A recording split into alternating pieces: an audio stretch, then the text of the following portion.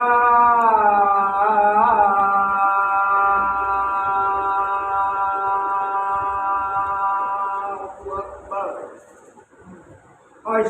أن لا إله إلا الله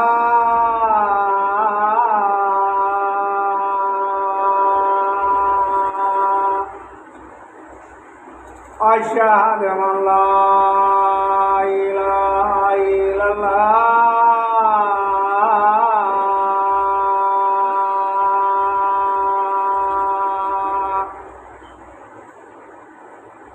أشهد أن محمدا رسول الله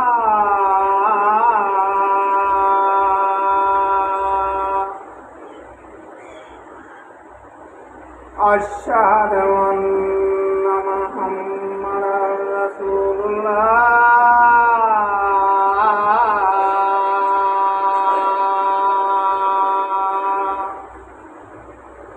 حي على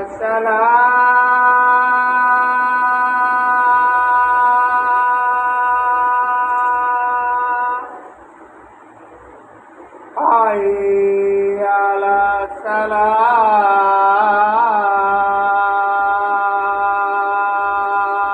الصلاة حي على الفلاح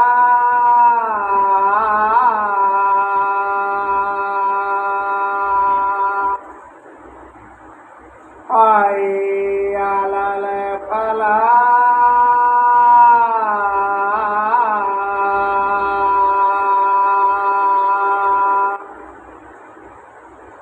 الله أكبر الله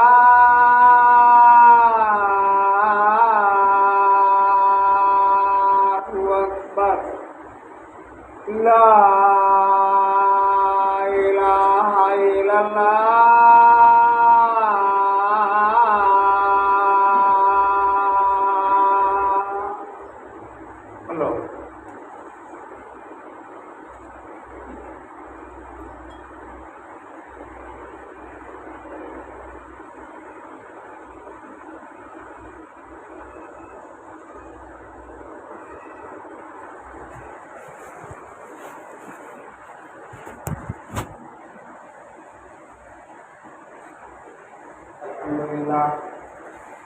الحمد لله نحمده ونستعينه ونستغفره ونعوذ بالله من شرور انفسنا ومن سيئات اعمالنا من يهده الله فلا مضل له ومن يضلل فلا هادي له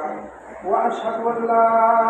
اله الا الله وحده لا شريك له واشهد ان محمدا عبده ورسوله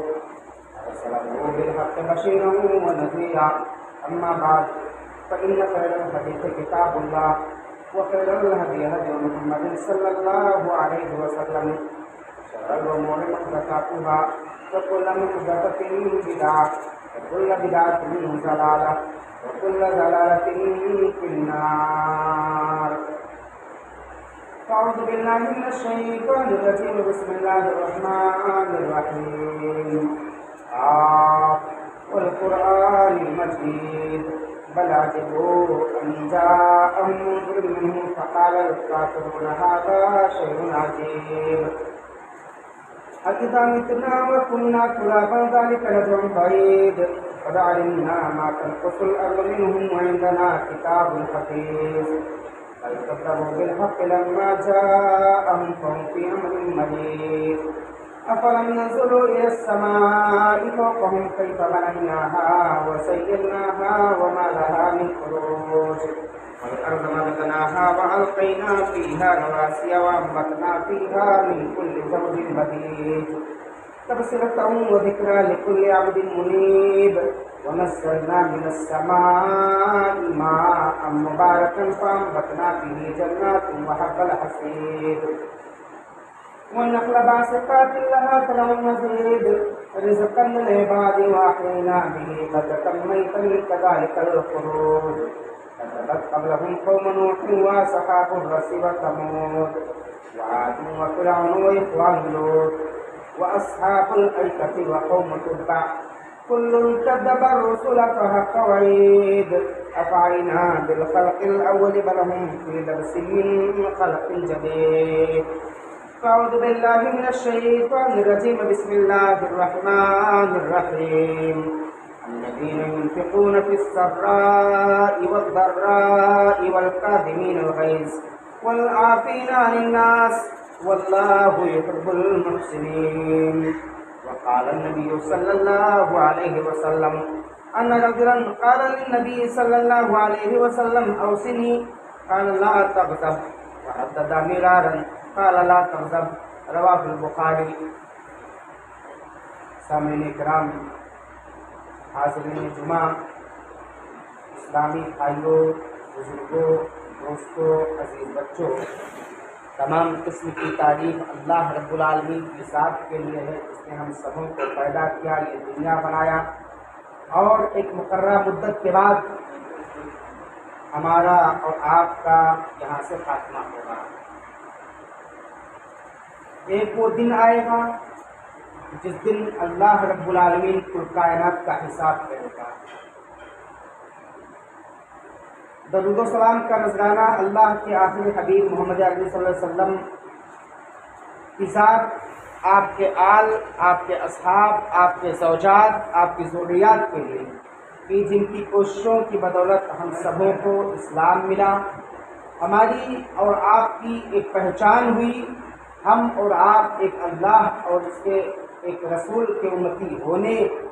کا دعویٰ کرتے ہیں. یہ اور بات ہے کہ بعض طرح کے عمل میں ہم اور آپ کوتاہ ہیں. اللہ رب العالمین ہم سبوں کو کتاب و سنت کا متبع اور پیروکار بنائے اور قرآن و سنت کے علاوہ دیگر چیزوں، منکرات اور فواحش سے ہم سبوں کو انکار کرنے والا. سامعین کرام، یہ خطبہ جمعہ کا موقع ہے اور جمعہ کے اس مبارک موقع سے جو خطبہ میں آپ لوگوں کے سامنے عرض کرنا چاہتا ہوں جس موضوع کے تعلق سے، وہ موضوع ہے غصہ. اس کے اسباب کیا ہیں، اس کا انسانی معاشرے پر اثرات کیا ہیں، اور ایسے ہی اس غصے کے انسان کی اپنی زندگی پر، اپنی شخصیت پر کیا اثرات ہیں، اور ایسے ہی غصہ کا علاج کیا ہے قرآن کی روشنی میں، شریعت کی روشنی میں. باری تعالیٰ سے دعا ہے کہ اللہ رب العالمین ہمیں حق اور سچ بات کہنے کی توفیق دے، ساتھ ہی ساتھ ہم تمام لوگوں کو عمل کی توفیق بخشے، آمین. اللہ رب العالمین نے قرآن مجید کے اندر ارشاد فرمایا الذین ينفقون فی السراء والضراء والکاظمین الغیظ والعافین عن الناس واللہ یحب المحسنین. سورہ آل عمران کی یہ آیت ہے. اس آیت کے اندر اللہ رب العالمین بیان کرتا ہے، ایک پیغام کو عام کرتا ہے کہ جو لوگ اللہ رب العالمین کے راستے میں خرچ کرتے ہیں، السرائی والضرائی، چپکے چپکے خرچ کرتے ہیں، علل اعلان خرچ کرتے ہیں، یوں ہی خرچ کرتے ہیں اپنے بھائیوں کی خبرداری کے لیے، یا ایسے ہی کچھ مصیبتیں آ جاتی ہیں انسانوں پر، معاشرے پر، مسلمانوں پر، ان اوقات میں خرچ کرتے ہیں. اللہ رب العالمین ساری چیزوں سے واقف ہے. ایسے ہی اور اللہ رب العالمین نے مومنین کا وصف بیان کیا والکاظمین الغیظ، اور ایسے ہی وہ لوگ جو اپنے غصے پر کنٹرول کرتے ہیں. غصہ آنا ایک انسانی ضرورت ہے، ایک انسان کی طبیعت سے جڑا ہوا معاملہ ہے. انسان کے مختلف عادات ہوتے ہیں، مختلف حالات اور اطوار ہوتے ہیں. بعض ایسی چیزیں انسان کے سامنے آتی ہیں جس پر انسان کی طبیعت امڑ جاتی ہے، بھڑک جاتی ہے اور ایک غصہ آتا ہے، انسان کی کیفیت تبدیل ہو جاتی ہے. تو مومنین کے اوصاف میں سے ایک وصف ہے کہ جو اپنے غصے پر کنٹرول کرتے ہیں، اپنے غصے کو پی جاتے ہیں، اپنے غصے پر صبر کرتے ہیں، اپنے غصہ آنے پر جب ان کے حالات تبدیل ہو جاتے ہیں تو ان تبدیل شدہ حالات میں بعض وہ امور جو انسانی طبیعت کے برخلاف ہوتے ہیں وہ نہیں کرتے ہیں، بلکہ غصے کے حالت میں بھی اپنے ذہنوں کو کنٹرول میں رکھتے ہیں، اپنی دل کو کنٹرول میں رکھتے ہیں، اپنی زبان کو قابو میں رکھتے ہیں، اپنے ہاتھ کو قابو میں رکھتے ہیں، اپنے پیر کو قابو میں رکھتے ہیں۔ یہ مومنین کا وصف ہے، یہ مسلمانوں کا وصف ہے، یہ مومنین اور مسلمانوں کی خوبی ہے۔ آگے اللہ رب العالمین بیان کرتا ہے وَالْعَافِينَ عَنِ النَّاسِ، اور غصے کے اوقات میں اپنے بھائیوں کو معاف بھی کر دیتے ہیں۔ وَاللَّهُ يُحِبُّ الْمُحْسِنِينَ، اور اللہ رب العالمین بہت زیادہ احسان کرنے والا ہے۔ یعنی غصہ پینا ایک مسلمان کا وصف ہے، غصے کے حالت میں اپنے بھائی کو معاف کر دینا ایک انسان کا وصف ہے، ایک مسلمان کا وصف ہے۔ اور جو شخص ان اوصاف سے متصف ہوتے ہیں تو اللہ رب العالمین ان سے محبت بھی کرتا ہے، ان کے مسائل کو آسان بھی کرتا ہے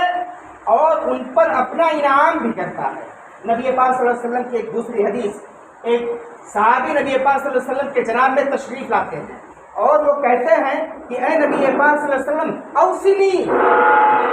اے اللہ کے نبی مجھے وصیت کیجیے، اے اللہ کے نبی مجھے وصیت کیجیے۔ نبی پاک صلی اللہ علیہ وسلم نے کہا لا تغضب، اے جناب علی آپ غصہ نہ کریں، آپ اپنے غصے پر کنٹرول پائیں، اس کی میں آپ کو وصیت کرتا ہوں۔ اس آدمی نے دوبارہ نبی پاک صلی اللہ علیہ وسلم سے سوال کیا، سہبانہ سوال کیا، تیسری بار، چوتھی بار، فردد مرارا، اپنے اس سوال کو بار بار دہرایا کہ اے نبی پاک صلی اللہ علیہ وسلم پھر مجھے وصیت کر دیں، اے نبی پاک صلی اللہ علیہ وسلم پھر مجھے وصیت کر دیں۔ جتنی بار انہوں نے نبی پاک صلی اللہ علیہ وسلم سے کہا کہ مجھے وصیت کر دیں، نبی پاک صلی اللہ علیہ وسلم نے اتنی بار وہی جواب دیا لا تغضب، لا تغضب، لا تغضب، آپ غصہ نہ کریں، آپ غصے پر کنٹرول کریں۔ غصے کی حالت میں آپ کی طبیعت بدل جاتی ہے، آپ کی حالت اور کیفیت بدل جاتی ہے۔ ان اوقات میں آپ اپنے آپ پر کنٹرول کرتے ہوئے جوش میں آ کر کے ہوش کو نہ کھوئیں۔ یہ نبی پاک صلی اللہ علیہ وسلم نے وصیت۔ غصہ آنا ایک انسان کی ضرورت بھی ہے جیسے میں نے کہا، اور انسان کی طبیعت کا بدلنا بھی۔ غصہ آ سکتا ہے، بسا اوقات انسان کے ساتھ کچھ ایسے معاملات ہوتے ہیں، اس کے بھائی کے تعلق سے کچھ مسائل ہوتے ہیں، اس کے پاس پڑوس کے لوگوں کے تعلق سے کچھ مسائل ہوتے ہیں، اس کے معاشرے کے بعض دیگر افراد سے کچھ مسائل ہوتے ہیں۔ ان مسائل میں ایک بندہ الجھ جاتا ہے، اور جب الجھتا ہے تو اس کی طبیعت بدل جاتی ہے، غصہ آتا ہے، اور اس غصے کی حالت میں بسا اوقات انسان وہ تمام معاملات کر جاتا ہے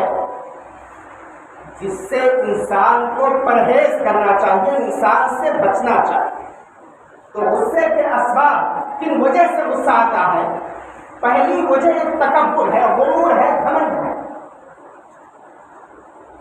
فرض کیجئے اللہ رب العالمین نے ایک بندے کو بہت سارے مال اور اسباب اور علم سے اور دیگر چیزوں سے نواز دیا ہے، تو یہ سب اللہ کی نعمت ہے۔ اولاد دے دیا نعمت، علم دے دیا نعمت ہے، دولت دے دی اللہ رب العالمین کی نعمت ہے۔ ایک بندہ ان نعمتوں کو جب پاتا ہے تو غرور اور گھمنڈ سے وہ چور ہو جاتا ہے، اور بلا وجہ اپنے ان بھائیوں سے غصہ کرنے لگتا ہے جنہیں اللہ رب العالمین مال سے یا علم سے یا ایسے ہی دوسری نعمتوں سے محروم کیا ہوتا ہے، اور اپنے آپ کو بڑا بننے کی کوشش کرتا ہے کہ میں سب سے زیادہ بڑا ہوں، میں سب سے زیادہ اچھا اور سچا اور سنجیدہ ہوں۔ ایسے اوقات میں انسان کو سمجھنا چاہیے کہ جو بھی نعمتیں اللہ رب العالمین اپنے اس بندے بندے کو عطا کرتا ہے ان نعمتوں کے تعلق سے بروز قیامت اس سے سوال ہوگا۔ فرض کیجیے اللہ رب العالمین نے مجھے علم دیا، یہ علم مل جانا بڑا کمال نہیں ہے، اس علم کے تعلق سے اللہ رب العالمین بروز قیامت اس سے سوال کرے گا کہ اے میرے بندے، میں نے تجھے علم کے نعمت سے بہرور کیا تھا، اس نعمت کا کتنا تو نے النگھن کیا ہے اور اس نعمت پر کتنا تو نے عمل کیا تھا، کتنا علم سیکھا تھا اور اس کو لوگوں کے سامنے عام کیا تھا، اس کی تبلیغ کی تھی، اور علم پانے کے بعد کتنا تجھ میں تکبر آیا تھا، اور اس علم کو پا کر کے کتنے لوگوں کے ذہنوں کے ساتھ، کتنے لوگوں کے مالوں کے ساتھ، کتنے لوگوں کے اوقات کے ساتھ، کتنے لوگوں کے احساسات اور ذمہ داری کے ساتھ تم نے کھلواڑ کیا تھا، ان ساری چیزوں کے تعلق سے سوال ہوتا۔ تو علم کا مل جانا یہ کمال نہیں ہے، اس علم کو پا کر کے اللہ رب العالمین کی رضا کے لیے ایک انسان اپنی زندگی کو گزار لے، وہ کمال کی چیز ہے۔ اللہ رب العالمین ایک بندے کو نعمت دیتا ہے، بڑے سارے مال دے دیا، ان مالوں کے تعلق سے اللہ رب العالمین بروز قیامت سوال کرے گا، اور سوال اتنا آسان نہیں ہوگا جتنا ہم اور آپ مال کو پا کر کے غرور اور گھمنڈ میں چور ہوتے ہیں، اپنے بھائی کی عزت و ناموس پر حملہ کرتے ہیں، اپنے بھائی کو کمتر اور حقیر سمجھتے ہیں، اپنے بھائی پر بڑے سارے احسانات کو جتلاتے ہیں اور اس کو حقیر سمجھ کر کے اس کے جائز مطالبات کو پورا نہیں کرتے ہیں، اس کی ضروریات کی تکمیل نہیں کرتے ہیں، نشستوں میں خاص کو اس کو شریک نہیں ٹھہراتے ہیں۔ اللہ رب العالمین جب ہم مالوں کے تعلق سے بروز قیامت سوال کرے گا تو یہ نہیں پوچھے گا کہ کتنے مال کو آپ نے اللہ رب العالمین کے راستے میں خرچ کیا تھا، کتنا مال میں نے تمہیں عطا کیا تھا، بلکہ اس اللہ رب العالمین کا معاملہ ہوگا کہ وہ سوال کرے گا من این اخذت و این انفقت، اے میرے بندے، میں نے تجھے دنیا کے اندر زندگی دی تھی، مال دیا تھا، ذرا بتا تو مال کہاں کہاں سے حاصل کرتا تھا اور کن کن جگہوں پر تو ان مالوں کو خرچ کرتا تھا۔ یہ بتانا بڑا مشکل ہے، یہ بتانا، اس کا جواب دینا بڑا مشکل ہوگا۔ من جملہ اگر پوچھا جائے کہ کتنا کمایا اور خرچ کیا، اے اللہ رب العالمین تو نے مجھے مال دیا تھا، تیرے راستے میں بھی خرچ کیا، اپنے اوپر بھی خرچ کیا، غریبوں پر خرچ کیا، یہ آسان ہو گیا۔ لیکن کہاں کہاں سے تو مال پاتا تھا، حاصل کرتا تھا، کن کن جگہوں سے، آیا وہ جگہیں اچھی تھی یا بری تھی، جائز تھی یا ناجائز تھی، وہ بھی بتاؤ، اور سنو کہاں کہاں کن کن جگہوں کے خرچ کرتے تھے وہ بھی بتاؤ۔ مال پا کر کے تکبر ہو جاتا ہے، اور غرور آ جاتا ہے، گھمنڈ آ جاتا ہے، اس مال کے تعلق سے بھی اللہ کا بڑا سوال ہے۔ بچوں کی پیدائش، کسی کو اللہ رب العالمین نے ایک سے زائد بیٹے عطا کر دیے ہیں، نسلیں عطا کر دی ہیں، بیٹیاں بھی عطا کر دی ہیں، ان تمام کے تعلق سے ایک بندے سے سوال ہوگا۔ ہمارے معاشرے کا معاملہ ہے، اگر اللہ رب العالمین کسی کو اولاد کی نعمت سے محروم کر دیتا ہے، نہ جانے کیا کیا باتیں اس کے تعلق سے ہم اور آپ معاشرے کے اندر شیئر کرتے ہیں، پھیلاتے ہیں۔ لیکن ہمیں اور آپ کو اگر اللہ رب العالمین نے اولاد کی نعمت سے مالا مال کیا ہے تو یقین جانے کہ وہ نعمت کے تعلق سے بھی اللہ رب العالمین سوال کرے گا۔ آپ نے اپنے بچوں کے حقوق کو کہاں تک ادا کیا، آپ کے بچوں نے آپ کے حقوق کو کہاں تک ادا کیا، آپ کے بچے کتاب و سنت کے کس قدر پابند تھے، دین اسلام کے اصولوں کے کس قدر پابند تھے، تو آپ کے تعلق سے سوال ہوگا۔ ظاہر سی بات ہے، ہم سے ہمارے معاملات کے تعلق سے پوچھا جائے تو یہ ذرا آسان، ویسے آسان نہیں ہے، مشکل ہے، لیکن بنسبت ان سوالوں کے کہ مجھ سے میرے تعلق سے نہ پوچھ کر کے میرے بیٹوں کے تعلق سے پوچھا جائے، میرے بیٹیوں کے تعلق سے پوچھا جائے، میرے معاشرے کے افراد کے تعلق سے پوچھا جائے، وہ زیادہ مشکل ہو۔ تو اللہ رب العالمین ان تمام کے تعلق سے سوال کرے گا۔ تو تکبر کسی بھی طرح کے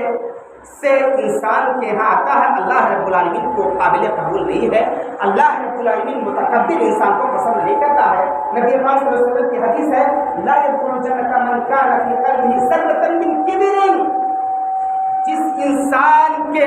ایک ذرہ برابر بھی غرور اور گھمنڈ اور تکبر ہوگا،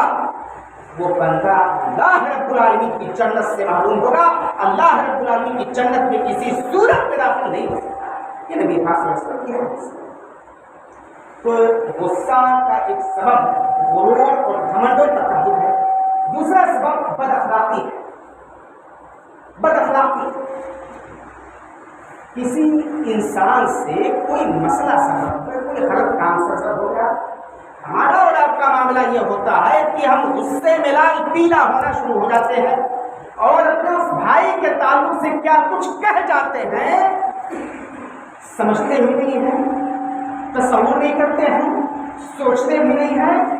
یہاں بھی کہے وہاں بھی کہے وہاں بھی کہے، اب اس کی بدگوئی کرنے لگتے ہیں اور اس کے تعلق سے غلط باتیں شیئر کرنے لگتے ہیں، عام کرنے لگتے ہیں۔ یہ بڑا بات ہے۔ ہمارا اور آپ کا طریقہ اور مشن ہونا چاہیے کہ اپنے اس بھائی کو تنہائی میں نصیحت کریں، تنہائی میں سمجھائیں۔ یہ نہیں کہ 10 لوگ بیٹھے اسی میں شروع ہو جائے کہ فلاں تو نے یہ غلطیاں کی ہیں، ظاہر سی بات ہے اگر اس انداز میں کہا جائے گا اس کو غصہ آئے گا اور غصے میں ہمارے اور اس کے درمیان فساد ہوگا اور فساد کے اثرات ہمارے اوپر بھی مرتب ہوں گے، اس شخص کے اوپر بھی مرتب ہوں گے، معاشرے کے اوپر بھی مرتب ہوں گے۔ تو اللہ رب العالمین نے ان چیزوں سے روکا۔ ہم اور آپ انسان سے خطائیں اور غلطیاں سرزد ہوتی ہیں، ایسے اوقات میں ہمارا اور آپ کا مشن اور طریقہ مخلصانہ ہونا چاہیے۔ اپنے اس بھائی کو تنہائی میں نصیحت کریں، قرآن اور حدیث کی روشنی میں اسے سمجھائیں اور اس کے عیب کی پردہ پوشی کریں۔ زنا کے تعلق سے شریعت نے جو ضابطہ مقرر کیا ہے کہ زنا کرتے ہوئے ایک بندہ جب دیکھے تو کس صورت میں دیکھے؟ کل مید فی المکحلہ، سرمدانی ایک ہے اور اس کے اندر ایک سلائی داخل کر کے سرما نکال کر کے آنکھوں میں لگایا جاتا ہے، یعنی دونوں ایک دم اوپن ہوں اور اس غلطی کو ایک دم واضح انداز میں کر رہے ہوں، اور تنہا ایک شخص نہ دیکھے بلکہ ایک سے زائد لوگ دیکھیں، تب اس کے بعد اس کو کچھ کہیں۔ اگر کوئی شخص تنہا کسی مرد کو کسی عورت کو غلط کام کرتے ہوئے دیکھتا ہے تو وہ ایسا ظاہر کرے کہ گویا اس نے دیکھا ہی نہیں ہے، کچھ جانتا نہیں ہے۔ یہ شریعت یعنی اسلامی شریعت نے ایک انسان کی عزت کو اس قدر محفوظ کیا ہے کہ ہم اور آپ سمجھنے سے قاصر ہیں، اور اگر وہ سمجھانا چاہتا ہے تو وہ چپکے سے اسے سمجھائے کہ ایسا کرتے کرتے میں نے فلاں شخص کو فلاں جگہ پر دیکھا تھا، میں نہیں جانتا ہوں وہ کون ہے، لیکن جس کے اندر بھی یہ وصف ہو، یہ خوبی ہو، یہ معاملہ ہو، وہ اپنے آپ سے دور کرے، کیونکہ یہ معاشرے اور اسلام کے تعلیمات کے خلاف عمل ہے۔ اس سے معاشرے کے اندر بدمزگی پیدا ہوگی، ایسی باتیں ایسے جرائم جب کسی معاشرے کے اندر عام ہوں گے تو اللہ رب العالمین کا عذاب اس بستی پر آئے گا۔ ظاہر سی بات ہے جب اس انداز میں اپنے کسی بھائی کو نصیحت کریں گے تو انشاءاللہ وہ نصیحت کو قبول کر کے اپنے اس جرم کو، اپنے اس غلطی کو اپنے آپ سے دور کرنے کی کوشش کرے گا اور اپنے کیے گئے جرم سے اللہ رب العالمین کے جناب میں توبہ اور استغفار بھی انشاءاللہ کرے گا۔ تو بد اخلاقی یعنی ایک انسان اچھا ہونے کے باوجود بھی بہت سارے ایسے اعمال کر جاتا ہے جس کی وجہ سے دوسرے لوگوں کو غصہ آتا ہے۔ ایک انسان کو اس پر کنٹرول کرنا چاہیے۔ من حسن اسلامی میں یعنی ایک انسان کے تعلق سے جو معاملہ نہ ہو اس مسئلے کے اندر زیادہ گھسپیٹ نہ مارے۔ ہماری ذات سے کوئی تعلق نہیں اس مسئلے کا، کیا فائدہ ہے کہ ہم اسی مسئلے کے ادھیڑ بن میں لگ جائیں؟ کیا سمجھیں؟ شریعت اس سے روکتی ہے۔ تو بد اخلاقی کی وجہ سے بھی انسان کو غصہ آتا ہے۔ ایک اور وجہ ہے کہ انسان اللہ رب العالمین کی پکڑ سے بے خوف ہوتا ہے۔ اللہ رب العالمین پر ایک بندے کا ایمان کمزور ہوتا ہے اور اس کمزوری کی وجہ سے وہ بندہ بڑے سارے گناہوں کے اعمال کو کرتا ہے۔ ایک انسان کو اسے اجتناب کرنا چاہیے۔ ایسے ہی عصبیت پرستی، فلاں فلاں ہمارے خاندان کے ہیں، وہ غلط کر ہی نہیں سکتے ہیں، ہمارے خاندان کے ہیں، میں اپنے نفس کا حاکم نہیں ہوں اور کچھ بھی کنٹرول کر سکتا ہوں، تو میں اپنے آپ پر کنٹرول کر سکتا ہوں۔ کیا اپنے بھائی کے تعلق سے مجھے صفائی دے سکتا ہوں کہ میرے بھائی سے کوئی غلطی نہیں ہو سکتی ہے؟ مجھ سے ہو سکتی ہے، میں خود ایک انسان ہوں، چل جائے کہ میں دوسروں کے بارے میں یہ باور کراؤں کہ فلاں اور فلاں سے غلطی نہیں ہو سکتی ہے، تو ایک عصبیت پرستی ہے کہ ہمارے معاشرے کے افراد ہیں، اگر وہ غلطی کریں بھی تب بھی ہم اس کی پردہ پوشی کریں اور یہ ظاہر کریں کہ ہمارے معاشرے کے افراد سے، ہمارے خاندان کے لوگوں سے، ہمارے پڑوس کے لوگوں سے غلطی ہو ہی نہیں سکتی ہے، اور اگر کہیں کوئی جرم ہوا ہے تو فلاں اور فلاں ہی لوگ کر سکتے ہیں۔ یہ بھی انسان کو غصہ آنے کے اسباب میں سے ایک سبب ہے۔ ایسے ہی حق گوئی کا معاملہ ہے، ایک انسان ہے بہت ساری جگہوں پر وہ حق بولتا رہتا ہے، حق بولنا اچھی بات ہے، لیکن ہر جگہ وہ حق ہی بولے۔ بعض جگہوں کا معاملہ یہ ہوتا ہے کہ اگر وہاں انسان حق بول دے تو اس سے بڑا فساد ہو سکتا ہے، اس سے بڑا مسئلہ معاشرے کے اندر پیش آ سکتا ہے، تو ایسی جگہوں پر ایک انسان اجتناب کرے اور حق نہ بولے، بلکہ کسی طرح سے معاملے کو سلجھانے کی کوشش کرے، مسئلے کو ختم کرنے کی کوشش کرے۔ ذہنی تناؤ بھی کبھی کبھی انسان کے پاس ہوتا ہے جس کی وجہ سے اسے غصہ آتا ہے، شیطان سے ایک انسان اپنا تعلق مضبوط کرتا ہے جس کی وجہ سے اس کو غصہ آتا ہے۔ مظلوم، مجھ پر ظلم ہوا میں جانتا ہوں، لیکن اگر میں اپنے اوپر اس کیے ہوئے ظلم کا بدلہ لینے لگوں تو کبھی کبھی معاملہ یہ ہوتا ہے کہ اس سے بھی بڑا فساد اور اس سے بھی بڑا معاشرے کے اندر مسئلہ آ سکتا ہے، پیدا ہو سکتا ہے۔ تو ایسے معاملے میں، ایسے مسئلے میں انسان کو صبر کرنا چاہیے، معاف کرنا چاہیے، اور ایک اللہ رب العالمین کی رضا، اس کی خوشنودی کے لیے اپنے اس مسئلے کو اللہ رب العالمین کے سپرد کرنا چاہیے تاکہ معاشرے کے اندر مزید بدمزگی نہ ہو۔ اللہ رب العالمین کا فرمان ہے والذین یجتنبون کبائر الاثم والفواحش واذا ما غضبوا هم یغفرون، کہ لوگوں میں سے بعض لوگوں کا معاملہ یہ ہوتا ہے کہ وہ بڑے بڑے گناہوں اور بڑے بڑے غلط کاموں سے اجتناب کرتے ہیں، اور اگر ایسا کوئی معاملہ آ جاتا ہے اس پر وہ غصہ ہوتے ہیں تو وہ اللہ رب العالمین سے اپنی مغفرت کرتے ہیں۔ تو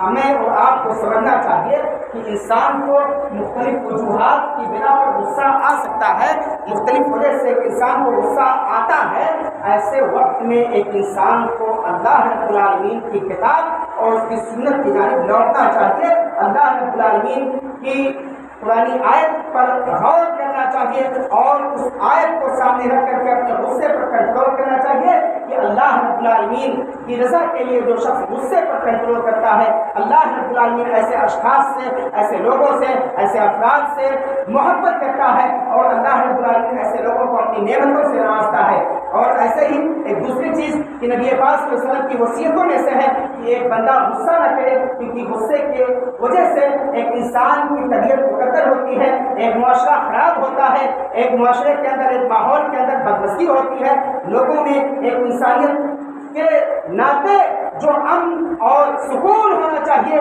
وہ امن و سکون غصے کی وجہ سے غارت ہو جاتا ہے۔ نبی پاک صلی اللہ علیہ وسلم کی ایک اور حدیث کہ نبی پاک صلی اللہ علیہ وسلم نے بتایا کہ آپ سے پوچھا گیا پہلوان کو، ہمارے اور آپ کے یہاں یہ تصور کیا جاتا ہے کہ جو شخص بڑا طاقت و قوت والا ہو وہی پہلوان ہے۔ نبی پاک صلی اللہ علیہ وسلم نے پہلوان کی تعریف کی، آپ نے کہا کہ انما الشدید الذی یملک نفسه عند الغضب، کہ پہلوان وہ شخص ہے، جوان مرد وہ شخص ہے کہ جو غصے کی حالت میں اپنے آپ پر کنٹرول کر لے۔ ہمارا معاملہ ہوتا ہے کہ غصے میں اپنے بھائی کو ایسی ایسی باتیں کہہ جاتے ہیں کہ کل کے دن جب ہمارے اور اس کے یہاں سے انبن ختم ہو جاتی ہے تو وہ چیز رہ کر کے دل کے اندر آتی ہے اور اس کی وجہ سے اتنی شرمندگی ہوتی ہے کہ کوئی حد نہیں۔ ایک انسان خود پر تعجب کرتا ہے، یقیناً میں غصے میں تھا، مجھ سے میرے بھائی کے تعلقات بگڑے ہوئے تھے، لیکن اس وقت میں نے اپنے غصے پر کنٹرول نہیں کیا۔ جب ہم سے ہمارے بھائی کے درمیان تو میں اور یہاں وہاں کی باتیں ہونے لگی تو میں اپنے بھائی کو بہت بری بری باتیں کہہ دیا، ایک انسان خود تعجب کرنے لگتا ہے۔ ایسے ہی نبی پاک صلی اللہ علیہ وسلم کی ایک اور حدیث ہے کہ ایک انسان کا معاملہ یہ ہے کہ جسے غصہ دیر سے آتا ہے اور دیر پر ختم ہوتا ہے۔ ایک انسان کا معاملہ ہوتا ہے کہ جلدی اس کو غصہ آتا ہے اور جلدی ختم ہو جاتا ہے۔ تو دیر سے غصہ آیا اور دیر میں ختم ہوا، جلدی میں آیا جلدی میں ختم ہوا، یہ شخص برابر سرابر ہے۔ لیکن ایک وہ شخص جس کا معاملہ یہ ہے کہ اس کو دیر سے غصہ آتا ہے اور جلدی اس کا غصہ ختم ہو جاتا ہے، اللہ رب العالمین کے جناب میں وہ شخص اس کے یہاں کافی محبوب ہے۔ اللہ رب العالمین اپنے اس بندے سے کافی محبت کرتا ہے۔ لیکن وہ شخص جس کو غصہ جلدی آتا ہے اور اس کا غصہ دیر میں ختم ہوتا ہے، اللہ رب العالمین اپنے اس بندے سے محبت نہیں کرتا ہے، اور اللہ رب العالمین کے جناب میں وہ شخص بہت برا ہے۔ جو شخص اپنے غصے پر کنٹرول کر لے جائے، نبی پاک صلی اللہ علیہ وسلم کی ایک حدیث ہے کہ من کظم غیظا وهو يستطيع ان ينفذه دعاه الله على رؤوس الخلائق حتى يخيره في اي الحوض شاء۔ ایک مرد مومن کو، ایک مسلمان کو جب اللہ رب العالمین جنت میں ڈالے گا تو اس کو حور اللہ رب العالمین عطا کرے گا، یعنی خوبصورت بیویاں، اتنی اچھی بیویاں کہ جس کو پانے کے بعد پھر انسان دوسرے کی طرف دیکھنے کی کوشش کرے۔ دنیا کا معاملہ ہے، ایک انسان کی جب شادی ہو جاتی ہے تو اپنی بیوی سے جو محبت کرتا ہی ہے، پاس پڑوس کے لوگوں پر بھی اس کا دل آتا جاتا رہتا ہے۔ حالانکہ یہ غلط ہے، لیکن بروز قیامت جب ایک اللہ رب العالمین اپنے اس بندے کو، اپنے اس مومن بندے کو، اپنے اس جنتی بندے کو حوریں عطا کرے گا تو ان حوروں کا معاملہ یہ ہوگا، ان عورتوں کا معاملہ یہ ہوگا کہ ان عورتوں کو پانے کے بعد ایک مرد مومن، ایک جنتی شخص کسی اور کی طرف بھول کر کے بھی اپنی نظریں ڈالنا ہی نہیں چاہے گا، یعنی اس کی طبیعت اس قدر گھٹ جائے گی۔ اور غصے پر کنٹرول کرنے والے کا معاملہ یہ ہے، نبی پاک صلی اللہ علیہ وسلم کی حدیث کہ جو شخص اپنے غصے پر کنٹرول کرتا ہے، جبکہ اس کا معاملہ یہ ہے کہ وہ بدلہ لینا چاہے، اپنے بھائی کو سزائیں دینا چاہے تو سزائیں اپنی چاہت سے بھی زیادہ دے سکتا ہے، لیکن اس کے اندر طاقت بھی ہے، اس کے اندر قوت بھی ہے، اس کے اندر پاور بھی ہے، اور وہ اپنے غصے پر کنٹرول کر لیتا ہے، اپنے بھائی کو سزائیں نہیں دیتا ہے، اپنے بھائی کو معاف کر دیتا ہے۔ اس کا احساس کیا ہوگا بروز قیامت؟ اس کا بدلہ کیا دے گا اللہ رب العالمین بروز قیامت؟ اللہ رب العالمین کے رسول نبی پاک صلی اللہ علیہ وسلم کہتے ہیں کہ اللہ رب العالمین قیامت کے دن لوگوں میں سر فہرست اس کو بلائے گا، یعنی جو اپنے غصے پر کنٹرول کر لیتا ہے، اللہ رب العالمین اس کو اول وہلہ میں بلائے گا، فلا فلا فلا کہاں ہے، وہ آئے اور ان کے لیے یہ حوریں ہیں، یہ جنتی حوریں ہیں، ان حوروں میں سے جس کو چاہے وہ اپنے لیے اختیار کرے۔ کتنا بڑا انعام ہے، کتنا بڑا اعزاز ہے جو ایک جنتی کو، ایک غصے پر کنٹرول کرنے والے کو اللہ رب العالمین بروز قیامت عطا کرے گا۔ تو غصے کے اثرات انسان کے معاشرے پر مرتب ہوتے ہیں، معاشرہ پراگندہ ہو جاتا ہے، معاشرے میں غلط افراد پیدا ہو جاتے ہیں، معاشرے کے افراد ایک دوسرے سے کینہ اور حسد رکھتے ہیں، معاشرے کے افراد ایک دوسرے کو کمتر سمجھتے ہیں، خود کو برتر سمجھتے ہیں۔ یہ غصے کے معاشرے پر مرتب ہونے والے اثرات ہیں، نتائج۔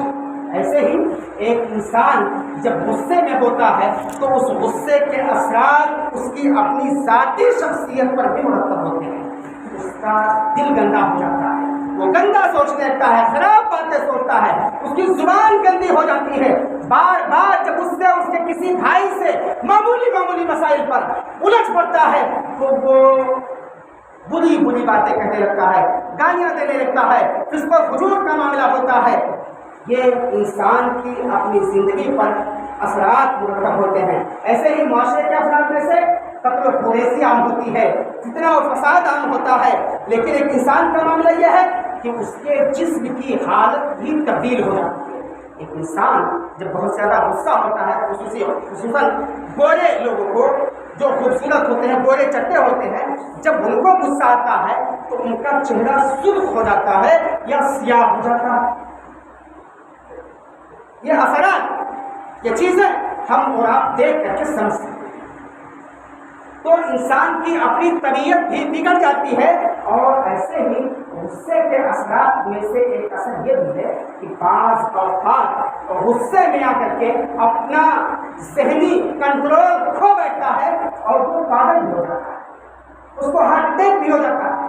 اس کا دماغ فیوز بھی ہو جاتا ہے، وہ پاگل بھی ہو جاتا ہے، اس کے دماغ کی نسیں پھٹ جاتی ہیں۔ یہ سب اثرات ہیں انسان کی اپنی زندگی کا۔ ان کا علاج کیا ہے؟ ایک بندے کو اللہ رب العالمین کی ذات پر ایمان رکھنا چاہیے، اللہ رب العالمین کی کتاب پر ایمان رکھنا چاہیے، اللہ رب العالمین کے رسول پر ایمان رکھنا چاہیے۔ اور جب ایک انسان کو غصہ آئے تو اسے شیطان مردود سے پناہ مانگنا چاہیے، کیونکہ غصہ آنا یہ شیطانی وصف ہے۔ شیطان جب ایک بندے کو ورغلاتا ہے، مختلف طرح کے شبہات و شبہات میں اس بندے کو ڈالتا ہے، تب ایک انسان غصہ ہوتا ہے۔ تو جب ایک انسان کو غصہ آئے تو اسے شیطان سے پناہ مانگنا چاہیے۔ اور ایک اور چیز، ایک انسان خاموشی اختیار کرے۔ نبی پاک صلی اللہ علیہ وسلم کی حدیث ہے، اذا غضب احدکم فلیسکت، جب تم میں کا کوئی شخص اسے غصہ آئے تو اسے چاہیے کہ وہ خاموش ہو جائے۔ اور ایک اور چیز کہ وہ اپنی حالت کو تبدیل کرے۔ غصے کے کنٹرول کا طریقہ یہ ہے جو اللہ رب العالمین کی کتاب اور نبی پاک صلی اللہ علیہ وسلم کی سنت میں ہے کہ ایک انسان اگر کھڑا ہوا ہے تو وہ بیٹھ جائے، بیٹھا ہوا ہے تو سو جائے، یا ایسے ہی اگر ان حالت کو بھی اس کو کنٹرول نہیں ہو رہا ہے وہ وضو کر لے، اپنا چہرہ دھل لے، وضو کر لے، ٹھنڈا ہو جائے۔ یہ سارے طریقے نبی پاک صلی اللہ علیہ وسلم نے بتلائے ہیں۔ ایسے ہی اللہ رب العالمین نے جو ایک معافی کا فائدہ بتلایا ہے کہ اللہ رب العالمین معاف کرنے والے بندوں کو پسند کرتا ہے، تو وہ اللہ رب العالمین کی آیات پر یقین کرنے والا بن جائے کہ اگر میں غصے میں آ کر کے اپنے بھائی سے انتقام نہیں لوں گا، اپنے بھائی سے بدلہ نہیں لوں گا، اپنے بھائی کو معاف کر دوں گا، تو اللہ رب العالمین بڑے سارے انعامات سے ہمیں مالا مال کرے گا۔ ایسے ہی اللہ رب العالمین سے ایک بندہ دعا کرے کہ اللہ رب العالمین مجھے غصے پر کنٹرول کرنے والا بنا دے اور غصے کی حالت میں اپنے بھائی سے انتقام لینے والا، اپنے بھائی سے بدلہ لینے والا نہ بنائے۔ ایک بندے کا طریقہ اور وسیلہ ہونا چاہیے۔ مسلمانوں، غصہ اور اس کے اسباب اور اس کے اثرات جو ایک معاشرے پر مرتب ہوتے ہیں اور اس کے علاج کا تذکرہ ہوا۔ آئیے ہم دعا کرتے ہیں کہ باری تعالیٰ ہم تمام لوگوں کو ایک بنائے، نیک بنائے۔ اللہ رب العالمین غصہ جو ایک انسان کی طبیعت سے جڑا ہوا معاملہ ہے، ایسے اوقات میں ہم تمام لوگوں کو اپنے غصوں پر کنٹرول کرنے والا بنائے۔ اللہ رب العالمین سے دعا ہے کہ باری تعالیٰ ہم تمام لوگوں کو اپنے بھائیوں کے تعلق سے جو بھی مسائل آ رہے ہیں ان تعلقات میں، ان مسائل میں معاف کرنے والا بنائے، انتقام لینے والا نہ بنائے۔ اللہ رب العالمین تو ہمیں کتاب و سنت کا مکمل پابند بنا اور کتاب و سنت کے منافی امور سے اشتراک کرنے والا ہم تمام لوگوں کو بنا دے۔ اللہ رب العالمین ہم تمام لوگوں سے ایسی کوئی بات اگر سرزد ہو رہی ہے جو تیری تعلیمات کے خلاف ہے تو اللہ رب العالمین تو ہم تمام لوگوں کو اپنی اصلاح کرنے والا بنا دے۔ آمین۔ بارک اللہ لنا ولکم فی القرآن العظیم ونفعني وإياكم بآيات الذکر الحکیم۔ انہ تعالی جواد کریم ملک رؤوف رحیم۔